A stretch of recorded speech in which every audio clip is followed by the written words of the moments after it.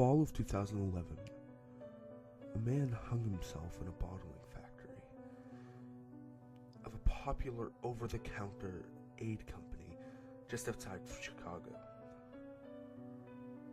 The man worked as a quality control manager and had just been laid off to save the company money.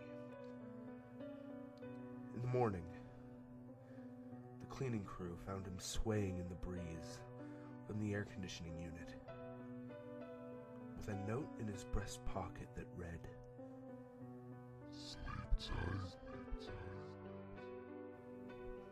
Over the next few months, a string of strange deaths were associated with areas where the sleep aids from the factory were shipped.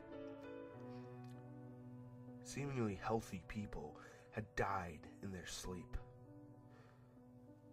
from apparent strangulation. All the victims had severe bruising on their throats.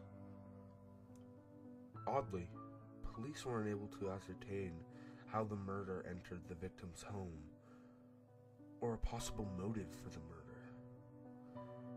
Further, vivid reports began coming in from people who had taken the pills but not died.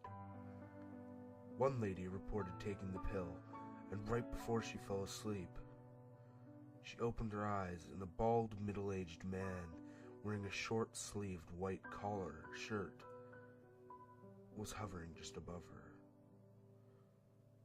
She closed her eyes hoping the man would disappear, but when she opened her eyes, he was still there, inches from her face.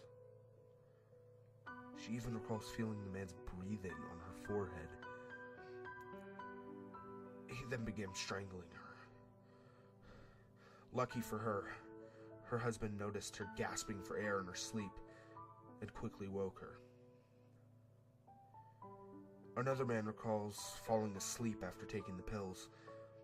He awoke to a figure of a man swaying in the corner of his room. He turned on the light next to his bed and saw the man with better accuracy. He was a bald, middle-aged man wearing a short-sleeved white collar shirt. The bald man then removed the noose from his neck and reportedly floated towards the man, attempting to strangle him. Again, it was the man's spouse who woke him. He awoke, gasping for air in sheer terror. The FDA did a full investigation and found no evidence of tampering.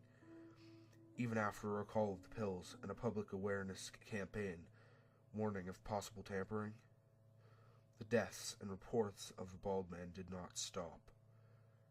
It was only when the company shut down that the deaths and reports decreased.